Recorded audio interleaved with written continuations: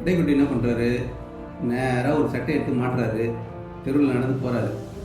நடந்து போகும்போது போகிற வழியில் ஒரு பானை ஓடு பார்க்குறாரு. அந்த பானை ஓட்டத்தை எடுத்து அப்படியே ஒரு ரூபா காயின் மாதிரி ரவுண்டாக போடுறான். அந்த காயின் எடுத்து பேக்கெட்டில் வச்சிடும். பேக்கெட்டில் வச்சுட்டு ஸ்ட்ரெயிட்டாக அவங்க நடந்து போகிறான். ஒரு பார்பர் ஷாப் போயிட்டு அந்த பார்பர் கிட்ட சொல்கிறான், எனக்கு முடி வெட்டி விடுங்க அப்படின்னு கேட்குறான்.